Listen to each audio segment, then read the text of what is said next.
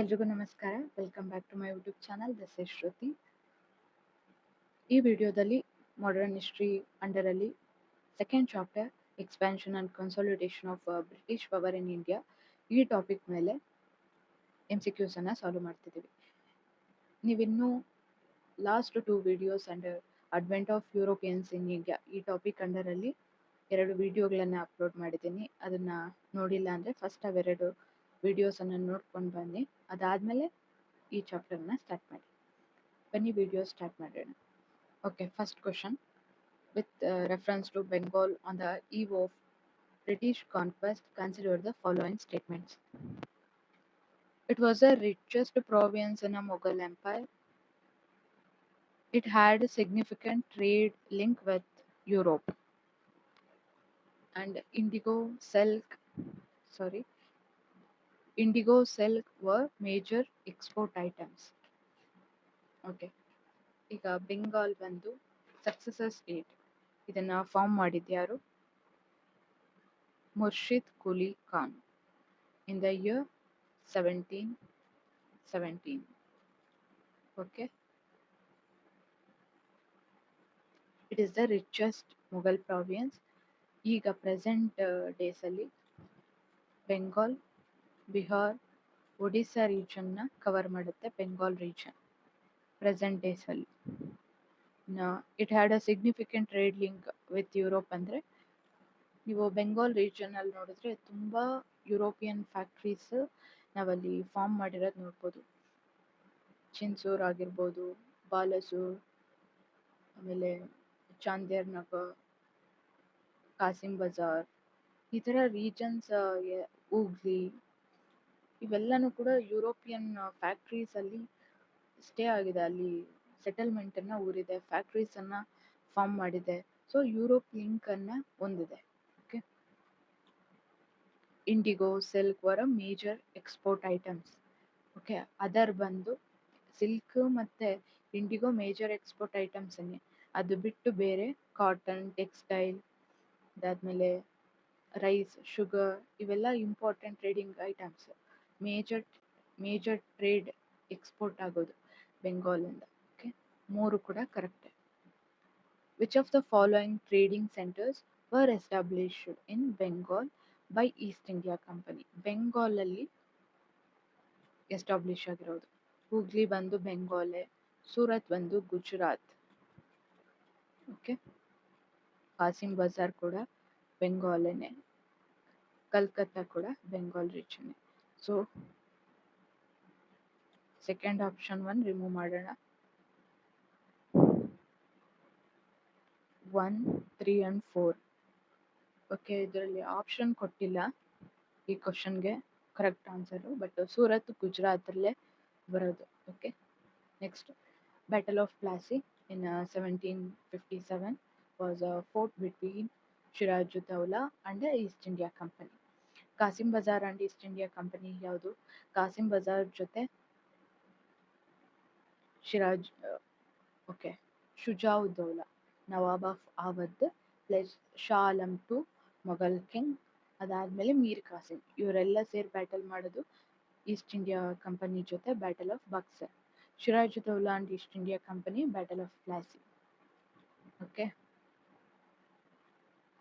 Next, okay, ಈ ಬ್ಯಾಟಲ್ಗೆ ಕಾರಣಗಳು ಗೊತ್ತು. ಮಿಸ್ಯೂಸ್ ಆಫ್ ಟ್ರೇಡ್ ಆಗಿರ್ಬೋದು, ಅನ್ಆಥರೈಸ್ಡ್ ಫೋರ್ಟಿಫಿಕೇಶನ್ನು, ಅದಾದ್ಮೇಲೆ ಪರ್ಸನಲ್ ಥಿಂಗ್ಸ್ ಬಂದು ಒಂದು ಸಿರಾಜುದ್ದೌಲಾ ಎನಿಮಿ ಸನ್ನನ್ನ ಇವರು ಸಪೋರ್ಟ್ ಮಾಡ್ತಾ ಇದ್ದಿದ್ದು ಬ್ರಿಟಿಷ್ ಕೃಷ್ಣದಾಸ್ನ. ಇನ್ನು ಬ್ರಿಟಿಷರ್ಗೆ ಪರ್ಸನಲ್ ಥಿಂಗ್ ಬಂದು ಇನ್ನು ಬ್ಲ್ಯಾಕ್ ಹೋಲ್ ಟ್ರಾಜಿಡಿ ಹೇಳ್ತೀವಿ, ಇದು ಇಂಪಾರ್ಟೆಂಟ್ ಥಿಂಗ್ ಆಗಿರುತ್ತೆ.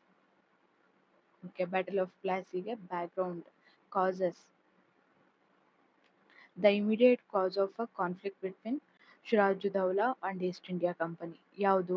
ನಾವು ಆಲ್ರೆಡಿ ಲಾಸ್ಟ್ ವಿಡಿಯೋದಲ್ಲೂ ಡಿಸ್ಕಸ್ ಮಾಡಿದ್ದೀವಿ, ಈಗಲೂ ಡಿಸ್ಕಸ್ ಮಾಡಿದ್ದೀವಿ. Okay. Tax reforms imposed by ಬ್ರಿಟಿಷರ್ ಇನ್ನ ಯಾವುದು ಟ್ಯಾಕ್ಸ್ ಅನ್ನ ಇಂಪೋಸ್ ಮಾಡ್ತಾ ಇಲ್ಲ. Fortification of Calcutta without permission, ಇದು ರೈಟ್ ಒನ್.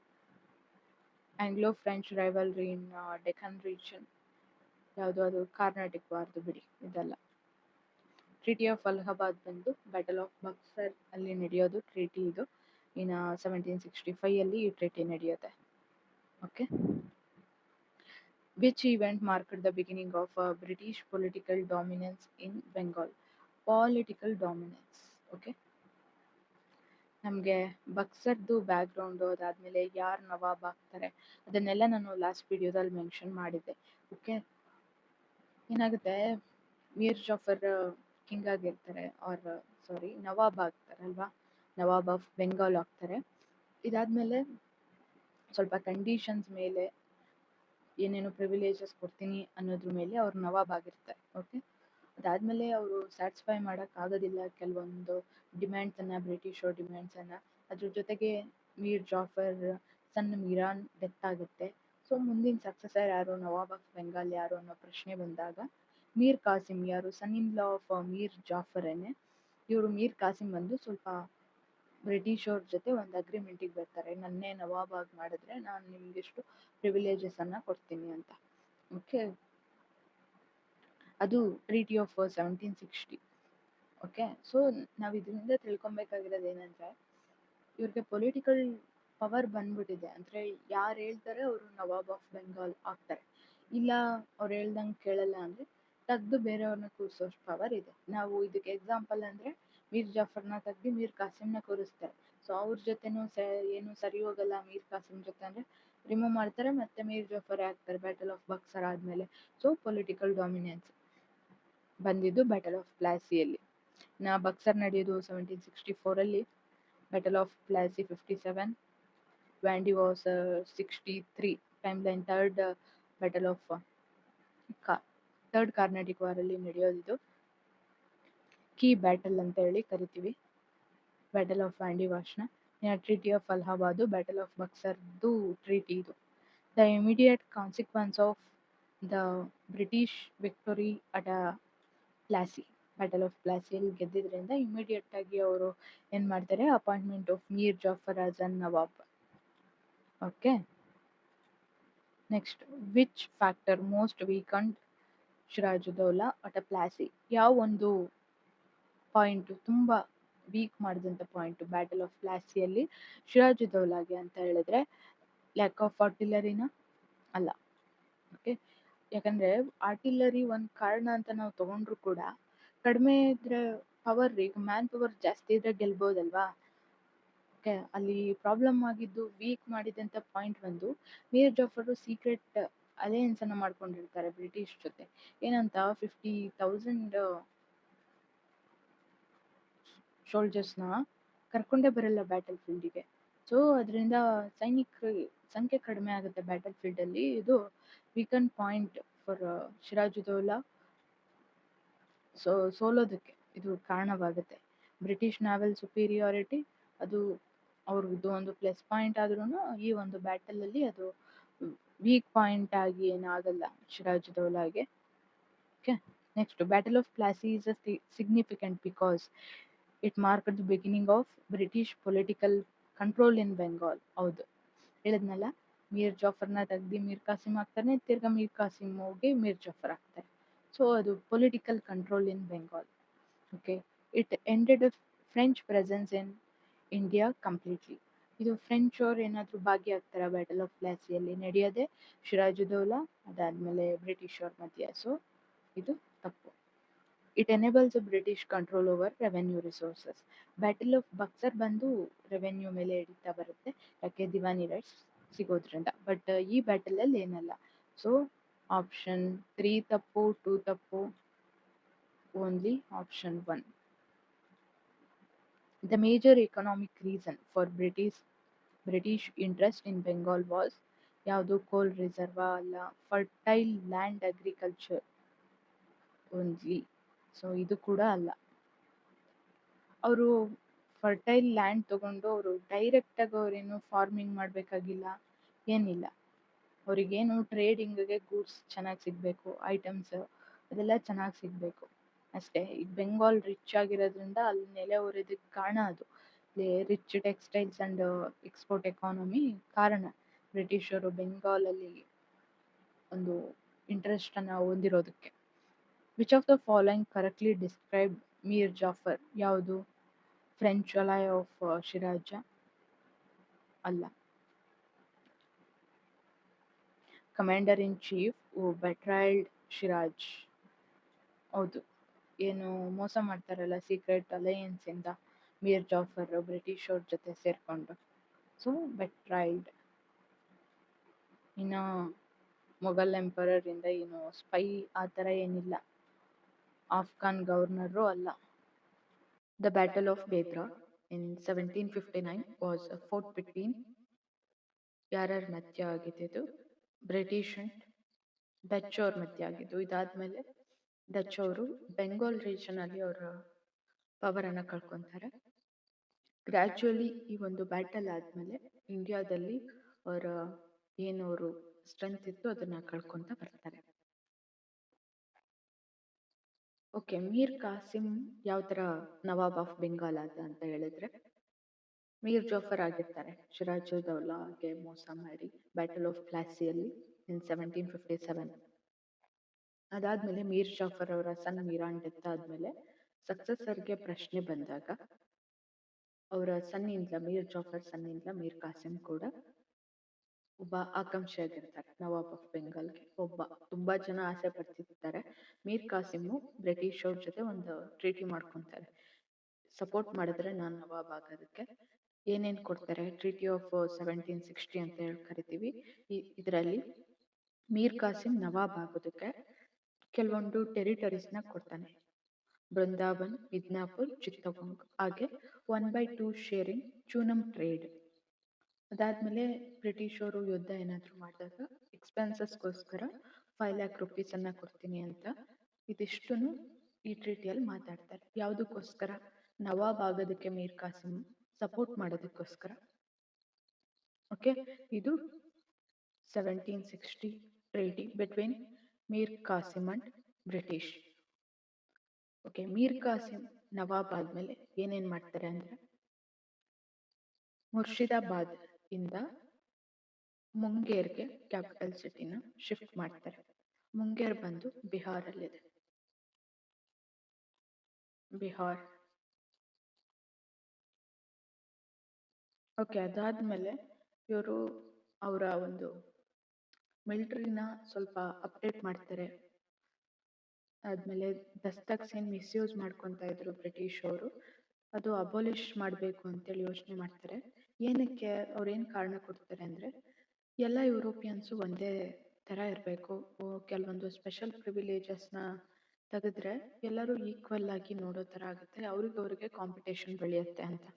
ಇದು ಅವ್ರು ಕೊಡೋ ರೀಸನ್ನು. ಬಟ್ ಇದು ಬ್ರಿಟಿಷ್ ಅವ್ರಿಗೆ ಇಂಗ್ಲಿಷ್ ಅವ್ರಿಗೆ ಬ್ರಿಟಿಷ್ ಅವ್ರ ಇಂಗ್ಲಿಷ್ ಇವರಿಗೆ ಇಷ್ಟ ಆಗೋದಿಲ್ಲ. ಅದಾದ್ಮೇಲೆ ರಾಮ್ ನಾರಾಯಣ್ ಅಂತ ಬಿಹಾರ್ ರೀಜನ್, ಇದು ತುಂಬಾ ರಿಚ್ ಆದಂತ ಒಂದು ಟೆರಿಟರಿ. ಓಕೆ, ಈ ರೀಜನ್ ಅಲ್ಲಿ ರಾಮ್ ನಾರಾಯಣ್ ಅಂತ ಗವರ್ನರು, ಇವರು ಸಪೋರ್ಟ್ ಮಾಡೋದಿಲ್ಲ ಮೀರ್ ಕಾಸಿಂಗೆ. ಸೊ ಇವರು ಇರೋದೇ ಮೀರ್ ಕಾಸಿಂ ಅಂಡರ್ ಅಲ್ಲಿ. ಬಟ್ ಏನೇ ಒಂದು ಲೆಕ್ಕ ಕೇಳಿದ್ರು, ಏನಾಗ್ತಾ ಇದೆ ಪ್ರದೇಶದಲ್ಲಿ ಅಂತ ಕೇಳಿದ್ರು ಹೇಳೋದಿಲ್ಲ. ಯಾಕೆ ಅಂದ್ರೆ ಬ್ರಿಟಿಷ್ ಅವ್ರ ಸಪೋರ್ಟ್ ಇರತ್ತೆ. ಸೊ ಈ ಎಲ್ಲ ಅಂಶಗಳಿಂದ ಮೀರ್ ಕಾಸಿಂಗೆ ಬ್ರಿಟಿಷ್ ಅವ್ರ ಮೇಲೆ ಇವರು ಇಂಟರ್ಫಿಯರ್ ಆಗ್ತಾ ಇರೋ ರೀತಿ ಮೇಲೆ ತುಂಬಾ ಬೇಜಾರು ಆಗುತ್ತೆ. ಸೊ ಏನೇನು ಪ್ರಿವಿಲೇಜಸ್ ಇತ್ತು ಅದನ್ನ ರಿಮೂವ್ ಮಾಡ್ತಾನೆ. ಇದರಿಂದ ಬ್ರಿಟಿಷ್ ಅವರು ಪ್ರೊಟೆಸ್ಟ್ ಅನ್ನ ಮಾಡ್ತಾರೆ. ಅದಾದ್ಮೇಲೆ ಮೀರ್ ಕಾಸಿಮು ಒಂದು ಅಲಯನ್ಸ್ ಅನ್ನ ಮಾಡ್ಕೊಂತಾನೆ. ಶುಜಾವುದ್ದೌಲಾ ನವಾಬ್ ಆಫ್ ಅವಧ್, ಅದಾದ್ಮೇಲೆ ಶಾ ಆಲಂ ಟು ಇವ್ರ ಜೊತೆ ಹೋಗಿ ಒಂದು ಅಲಯನ್ಸ್ ಅನ್ನ ಮಾಡ್ಕೊಂಡು ಬ್ಯಾಟಲ್ ಆಫ್ ಬಕ್ಸರ್ ಅನ್ನ ಮಾಡ್ತಾರೆ. The immediate cause of conflict between Mir Qasim and company. Succession dispute. Company ಮಧ್ಯೆ ಸಕ್ಸೆಷನ್ ಡಿಸ್ಪ್ಯೂಟ್ ಇಲ್ಲ, ರಿಲಿಜಿಯಸ್ ಪಾಲಿಸೀಸ್ ಕೂಡ ಅಲ್ಲ, ಫ್ರೆಂಚ್ ಅಲಯನ್ಸ್ ಅದು ಕೂಡ ಅಲ್ಲ. ಬಟ್ ಅವ್ರಿಗೆ ಭಯ ಇರುತ್ತೆ, ಫ್ರೆಂಚ್ ಅವ್ರ ಜೊತೆ ಎಲ್ಲಿ ಅಲಯನ್ಸ್ ಮಾಡ್ಕೊಂತಾರೆ ಅನ್ನೋ ಭಯ ಇರುತ್ತೆ. ಮಿಸ್ಯೂಸ್ ಆಫ್ ದಸ್ತಕ್ಸ್, ಇದು ಕರೆಕ್ಟ್ ನೋಡಿ. ಮಿಸ್ಯೂಸ್ ಆಫ್ ದಸ್ತಕ್ಸ್ ಅಂದ್ರೆ ರೆವೆನ್ಯೂ ಲಾಸ್ ಅಂತ ಹೇಳ್ಬಿಟ್ಟು. ಸೊ ಅಂದ್ರೆ ಮೀರ್ ಕಾಸಿಂಗೆ ಮಿಸ್ಯೂಸ್ ದಸ್ತಕ್ಸ್ ಅಂತ ಹೇಳಿದ್ರೆ ಪಾಸಸ್ ಅಲ್ವಾ ದಸ್ತಕ್ಸ್ ಅಂದ್ರೆ. ಸೊ ರೆವೆನ್ಯೂ ಲಾಸ್ ಆಗುತ್ತೆ, ಎಲ್ಲ ಯಾರಿಗ ಹೋಗುತ್ತೆ? ಕಂಪ್ನಿಗೆ ಹೋಗುತ್ತೆ. ಮೀರ್ ಕಾಸಿಂಗೆ ರೆವೆನ್ಯೂ ಲಾಸ್. ಸೊ ಇದು misuse of dastaks. Which districts were ceded by Mir Qasim to company. Brindavan, Midnapur, Chittagong, Dhaka ಅಲ್ಲ. ಅದಾದ್ಮೇಲೆ ಇನ್ನೇನು ಕೊಡ್ತಾನೆ, 1/2 ಶೇರ್ ಇನ್ ಚೂನಮ್ ಟ್ರೇಡ್. ಚೂನಮ್ ಟ್ರೇಡಲ್ಲಿ 1/2 ಶೇರನ್ನು ಕೊಡ್ತಾರೆ. ಅದಾದಮೇಲೆ 5 lakh rupees ವಾರ್ ಎಕ್ಸ್ಪೆನ್ಸಸ್ನ ಪೇ ಮಾಡ್ತಾನೆ. ಅಂದರೆ ಅವ್ರು ಯಾವಾಗ ಯುದ್ಧ ಮಾಡಿದ್ರು 5 lakh rupees ನಿಮ್ಮ ಕಡೆಯಿಂದ ಕೊಡಲಾಗುತ್ತೆ. The battle of Buxar was 14 ಯಾವ ಇಯರಲ್ಲಿ? ಇನ್ 1764ಅಲ್ಲಿ. ಓಕೆ, 1765ಅಲ್ಲಿ ಈ ಬ್ಯಾಟಲ್ಗೆ ಟ್ರೀಟಿ ಆಗುತ್ತೆ. ಯಾವುದು? Treaty of Allahabad. Who led British forces at Buxar? Buxar ವಾರಲ್ಲಿ ಬ್ರಿಟಿಷ್ ಅವ್ರ ಕಡೆಯಿಂದ ಲೀಡರ್ಶಿಪ್ ತಗೊಂಡಿದ್ದು ಹೆಕ್ಟರ್ ಮುನ್ರೋ. ಓಕೆ, ಇನ್ನ ಈ ಸೈಡ್ ಆಪೋಸಿಟ್ ಪಾರ್ಟಿಯಲ್ಲಿ ಯಾರ್ಯಾರು ಇರ್ತಾರೆ? Shah Alam II, Mughal king, Shujauddaulah. ಯಾರಿವರು? ನವಾಬ್ ಆಫ್ ಅವಧ್. ಅದಾದ್ಮೇಲೆ ಯಾರು? ಮೀರ್ ಕಾಸಿಂ.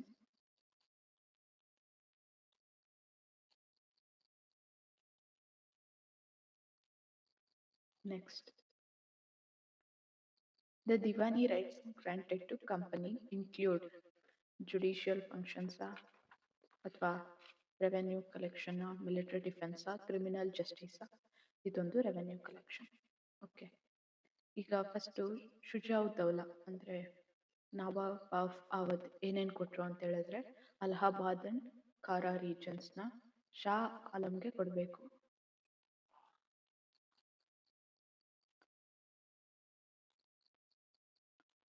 ಅಲಹಾಬಾದ್ ಅಂಡ್ ಕಾರಾ ರೀಜನ್ ಇವೆರಡನ್ನು ಶಾ ಆಲಂ IIಗೆ ಕೊಡಬೇಕು. ಅದಾದ್ಮೇಲೆ 50 lakhsನ ಪೇ ಮಾಡಬೇಕು ವಾರ್ ಎಕ್ಸ್ಪೆನ್ಸಸ್ ಅಂತ ಹೇಳಿ.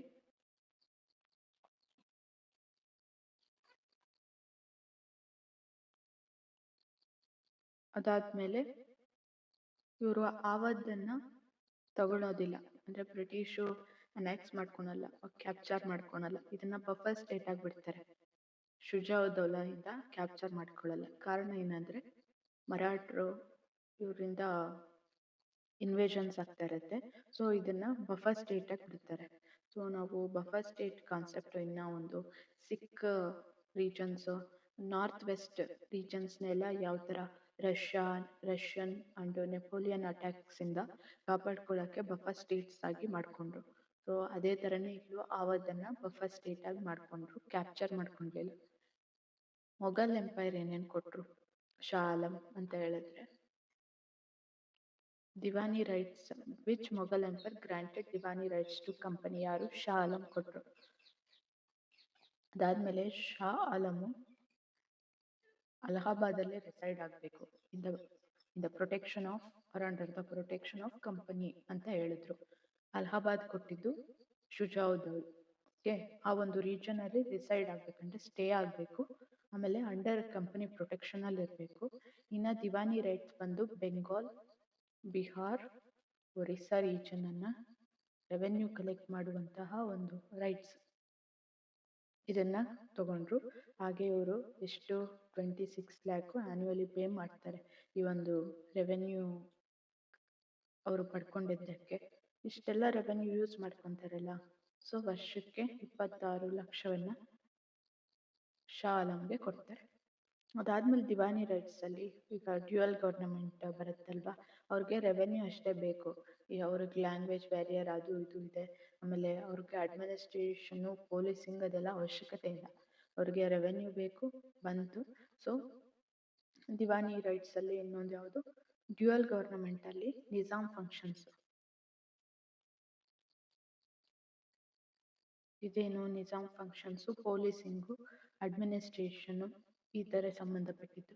ಈಗ ರಾಜ ಅಂತ ಹೇಳಿದ್ರೆ ಸಮಸ್ಯೆಗಳನ್ನ ಬಗೆಹರಿಸ್ಬೇಕು. ಅದು ಫ್ಯಾಮಿಲಿ ಆಗಿರ್ಬೋದು, ಸೊಸೈಟಿಯಲ್ಲಿ ಬೇರೆ ಜಗಳಾಗಿರ್ಬೋದು, ಏನೋ ಒಂದು ಪೊಲೀಸಿಂಗ್ ಅಥವಾ ಅಡ್ಮಿನಿಸ್ಟ್ರೇಷನ್ಗೆ ರಿಲೇಟ್ ಆಗಿರುವಂಥ ಟಾಸ್ಕ್ಗಳು ಬರ್ತವೆ. ಅದನ್ನೆಲ್ಲ ಮಾಡಿದ್ರೇನೆ ರಾಜ ಅಂತ ಅನ್ನಿಸ್ಕೊಳ್ಳೋದು. ಜಸ್ಟ್ ಏನೋ ವೆಲ್ಫೇರ್ಗೆ ಕೆಲವೊಂದು ಒಂದು ಬಿಲ್ಡಿಂಗ್ಸ್ನ ಕಟ್ಟೋದು ಇನ್ಫ್ರಾಸ್ಟ್ರಕ್ಚರ್ ಕಡೆ ಗಮನ ಕೊಡೋದು ಅಷ್ಟೇ ಅಲ್ವಲ್ಲ.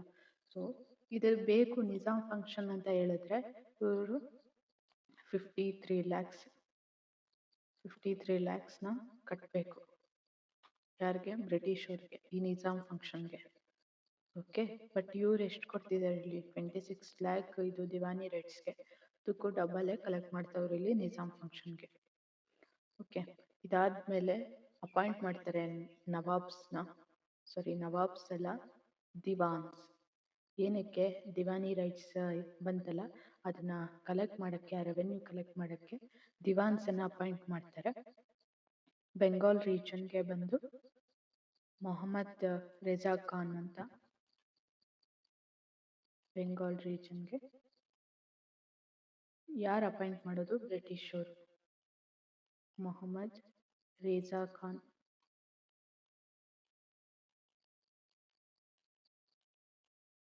ಬೆಂಗಾಲ್ ರೀಜನ್. ಇನ್ನು ಬಿಹಾರ್ ರೀಜನ್ಗೆ ರಾಜಾ ಸೀತಾರಾಯ್.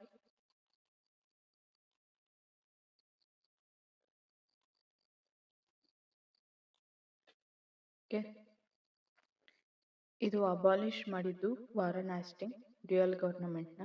ಏನೋ ದಿವಾನಿ ರೈಟ್ಸ್, ನಿಜಾಮತ್ ಫಂಕ್ಷನ್ ಇದೆಲ್ಲ ಅಬಾಲಿಷ್ ಮಾಡಿದ್ದು 1772 ಅಲ್ಲಿ ವಾರನ್ ಆಸ್ಟಿಂಗ್. ರೆಗ್ಯುಲೇಟಿಂಗ್ ಆಕ್ಟ್ ಅಲ್ಲಿ ನಮಗೆ ಗವರ್ನರ್ ಬರ್ತಾರಲ್ಲ, ವಾರನ್ ಆಸ್ಟಿಂಗ್ ಅವರೇ. ನೋಡಿ, ಇಯರ್ ಬಂದು regulating act 1773.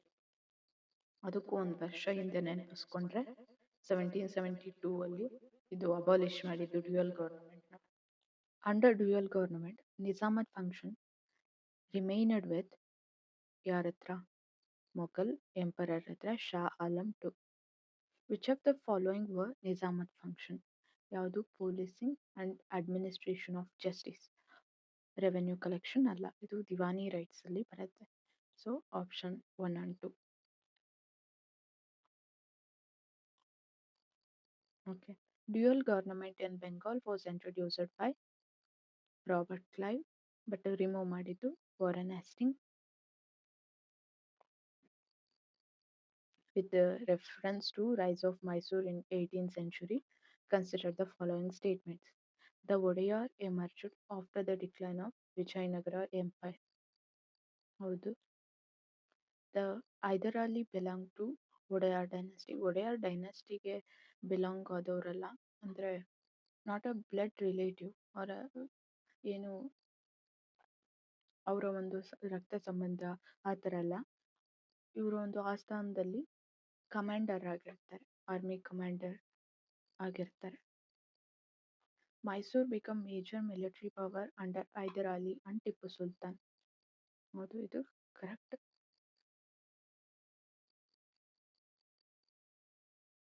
1 and 3. Battle of Talikota in 1565 is historically significant because okay, ಇದಾದ್ಮೇಲೆ ವಿಜಯನಗರ ಡಿಕ್ಲೈನ್ ಆಗುತ್ತೆ, ಎಷ್ಟೋ ಸ್ಮಾಲ್ ಸ್ಟೇಟ್ಸು ಎಮರ್ಜ್ ಆಗುತ್ತೆ.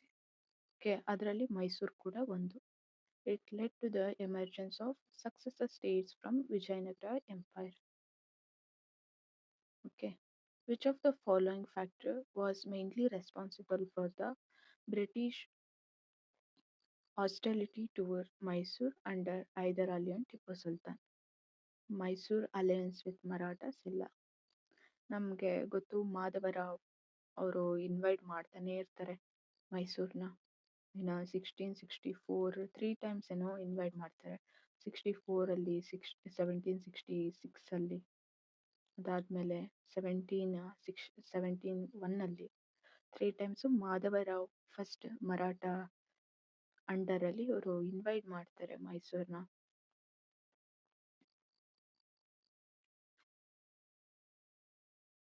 ಓಕೆ, ಅಂದರೆ ಇವರು ಅಲಯನ್ಸ್ ಎಲ್ಲ ಏನೂ ಇಲ್ಲ. ಮೈಸೂರು ಎಕ್ಸ್ಪ್ಯಾನ್ಷನ್ ಇಂಟು ಬೆಂಗಾಲ್, ಇದು ಕೂಡ ಅಲ್ಲ. Control over the trade of Malabar region, ಇದು ಕರೆಕ್ಟ್. ಮಲ್ಬಾರ್ ರೀಜನಲ್ಲಿ ಟಿಪ್ಪು ಸುಲ್ತಾನ್ದು ಸ್ವಲ್ಪ ಸ್ಟ್ರಾಂಗ್ ಹ್ಯಾಂಡ್ ಇದ್ದಿದ್ದರಿಂದ ಟ್ರೇಡ್ಗೆಲ್ಲಾನು ಇವ್ರಿಗೆ ಫ್ರೀಡಮ್ ಇರಲ್ಲ, ಆಟೋನಮಸ್ ಆಗಿ ಏನು ಮಾಡ್ಲಿಕ್ಕೆ ಆಗೋದಿಲ್ಲ. ಸೊ ಇದು ಅವರ ರೀಸನ್ನು ಮೈಸೂರು ಕಡೆ ಗಮನ ಹರಿಸೋದಕ್ಕೆ.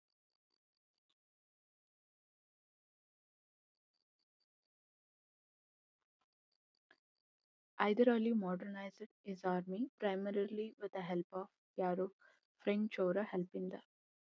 ಇದು ಕೂಡ ಒಂದು ಅಂಶ. ಬ್ರಿಟಿಷ್ ಅವರಿಗೆ ಇವರು ಫ್ರೆಂಚ್ ಅವ್ರ ಜೊತೆ ಅಷ್ಟು ಚೆನ್ನಾಗಿರೋದು ಇಷ್ಟ ಆಗಲ್ಲ.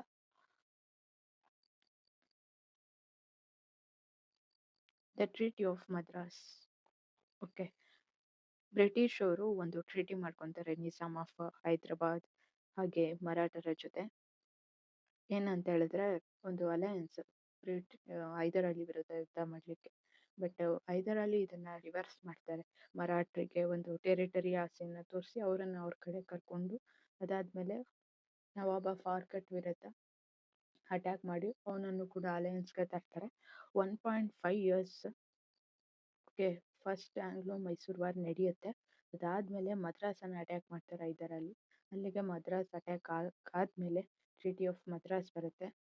ಅಲ್ಲಿಗೆ ಯುದ್ಧ ಸ್ಟಾಪ್ ಆಗುತ್ತೆ. ಟ್ರೀಟಿ ಆಫ್ ಮದ್ರಾಸ್ ಆದ್ಮೇಲೆ ಯಾವಾಗ ಹೈದರ್ ಅಲಿ ಹೋಗಿ ಸರ್ಪ್ರೈಸ್ ಸ್ಟ್ರಾಟಜಿಗಳೊಂದಿಗೆ ಮದ್ರಾಸನ್ನ ಅಟ್ಯಾಕ್ ಮಾಡಾದ್ಮೇಲೆ, ಕ್ಯಾಪ್ಚರ್ ಮಾಡ್ಕೊಂಡ್ಮೇಲೆ. ಸೊ ಇದು ಟ್ರೀಟಿ ಆಫ್ ಮದ್ರಾಸ್ ಇಂದ first Anglo Mysore war end ಆಗುತ್ತೆ. ಫಸ್ಟ್ ಆಂಗ್ಲೋ ಮೈಸೂರ್ ವಾರ್ದು ಟೈಮ್ ಲೈನ್ ಬಂದು 1767 to 69. ಈ ಟ್ರೀಟಿ ನಡೆಯೋದು 1769 ಅಲ್ಲಿ between British and Mysore or British and Hyder Ali.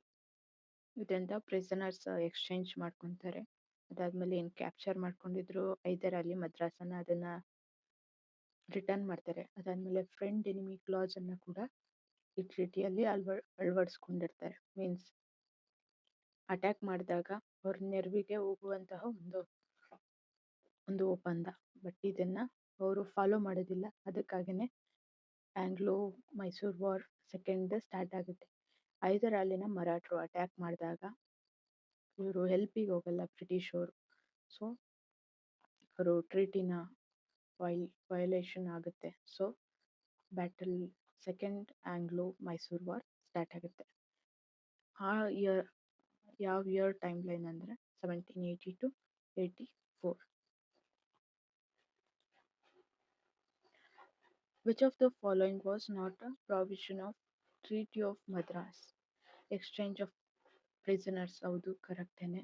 Mutual defence ಹೌದು ಹೇಳಿದ್ನಲ್ಲ. ಫ್ರೆಂಡ್ ಎನಿಮಿ ಕ್ಲಾಸ್ ಇದು ಕೂಡ ಕರೆಕ್ಟ್. ಅನೆಕ್ಸೇಷನ್ ಆಫ್ ಮೈಸೂರ್ ಆಗೋದು ಫೋರ್ತ್ ಆಂಗ್ಲೋ ಮೈಸೂರ್ ವಾರಲ್ಲಿ. ರಿಸ್ಟೋರೇಷನ್ ಆಫ್ ಟೆರಿಟರಿ ಹೌದು, ಮದ್ರಾಸನ್ನ ಬ್ರಿಟಿಷರಿಗೆ ರಿಟರ್ನ್ ಮಾಡ್ತಾರೆ. ಬಟ್ ಇಲ್ಲಿ ನಾಟ್ ಅ ಪ್ರಾವಿಷನ್ ಅಂದ್ರೆ ಅನೆಕ್ಸೇಷನ್ ಆಫ್ ಮೈಸೂರ್.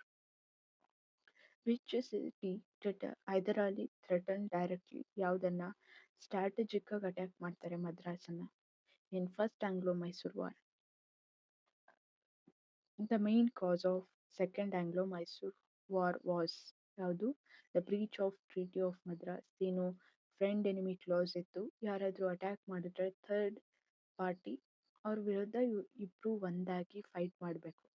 ಸೊ ಆದ್ರೆ ಮರಾಠರು ಅಟ್ಯಾಕ್ ಮಾಡಿದಾಗ ಬ್ರಿಟಿಷರು ಹೈದರ್ ಅಲಿ ನೆರವಿಗೆ ಬರಲಿಲ್ಲ. ಸೊ ಬ್ರೀಚ್ ಆಫ್ ಟ್ರೀಟಿ ಆಯ್ತು ಅಂತ. ಅದಾದ್ಮೇಲೆ ಮಾಹೆ ರೀಜನ್ನ ಅಕ್ವೈರ್ ಮಾಡ್ಕೊಳ್ಳೋಕೆ ಟ್ರೈ ಮಾಡ್ತಾರೆ ಬ್ರಿಟಿಷು. ಆಮೇಲೆ ಹೈದರ್ ಅಲಿಗೆ ಡೈರೆಕ್ಟ್ ಥ್ರೆಟ್ಸ್ ಇದೆ ಅಂತ ಗೊತ್ತಾಗುತ್ತೆ. ಇದೆಲ್ಲ ಕಾರಣಗಳಿಂದ ಸೆಕೆಂಡ್ ಆಂಗ್ಲೋ ಮೈಸೂರ್ ವಾರ್ ಆಗೋದು. The treaty of Mysore was humiliating for British. It reason, ಇದು ಅಸರ್ಷನ್, ಇದು ರೀಸನ್ ಬಂದು ಇದಕ್ಕೆ reason it restores pre war condition. Okay, ಈ ಮೆಥಡಲ್ಲಿ ನಾವಿದೆ ಫಸ್ಟ್ ಕ್ವಶನ್ ಅನ್ಸುತ್ತೆ ನೋಡ್ತಾ ಇರೋದು. ಓಕೆ, ಫಸ್ಟ್ ಸ್ಟೇಟ್ಮೆಂಟ್ನ ಈ ಒಂದು ಸ್ಟೇಟ್ಮೆಂಟು ಸೆಕೆಂಡ್ ಸ್ಟೇಟ್ಮೆಂಟು ಡಿಫೈನ್ ಮಾಡಬೇಕು. ಈಗ ಹ್ಯುಮಿಲಿಯೇಟಿಂಗ್ ಫಾರ್ ಬ್ರಿಟಿಷ್ ಅಂತಿದೆ. ಫಾರ್ ಬಿಕಾಸ್ ಯಾಕೆ? It restores pre war condition. ಇದಕ್ಕೆ ಈ ಕಾರಣ ಕರೆಕ್ಟ್ ಆಗಿದೆಯಾ ಅಂತ ನೋಡಬೇಕು. ಆಗ ಫಸ್ಟು ಇವೆರಡು ಸ್ಟೇಟ್ಮೆಂಟ್ ಕರೆಕ್ಟಾ? ಪ್ರೀ ವಾರ್ ಕಂಡೀಷನ್ನ ರೀಸ್ಟೋರ್ ಮಾಡ್ತಾರಾ? ಟ್ರೀಟಿ ಆಫ್ ಯಾವುದು ಮಂಗಳೂರು ನಡೆಯುತ್ತೆ ಸೆಕೆಂಡ್ ಆಂಗ್ಲೋ ಮೈಸೂರ್ ವಾರಲ್ಲಿ, ಅವಾಗ ರೀಸ್ಟೋರ್ ಮಾಡ್ಕೊತಾರೆ. ಸೊ ಈ ಒಂದು ಕಂಡೀಷನ್ನು ಇದರಿಂದ ಹ್ಯುಮಿಲಿಯೇಟ್ ಆಗ್ತಾರ ಬ್ರಿಟಿಷ್ ಅಂದ್ರೆ? ಹೌದು. ಏನಕ್ಕೆ ಅಂದರೆ ಎಷ್ಟೊಂದು ಕೀ ಬ್ಯಾಟಲ್ಸ್ ಬರ್ತವೆ ಈ ಸೆಕೆಂಡ್ ಆಂಗ್ಲೋ ಮೈಸೂರು ವಾರಲ್ಲಿ. ಅದರಲ್ಲಿ ಪ್ರೋಟೋನೋವಾ ಬ್ಯಾಟಲ್ ಕೂಡ ಒಂದು. ಇದರಲ್ಲಿ ಹೈದರಾಲಿನ ಸೋಲಿಸ್ತಾರೆ ಈ ಒಂದು ಬ್ಯಾಟಲಲ್ಲಿ. ಹೋಲ್ ವಾರಲ್ಲಲ್ಲ, ಈ ಒಂದು ಬ್ಯಾಟಲಲ್ಲಿ, ಪ್ರೋಟೋನೋವಾದಲ್ಲಿ.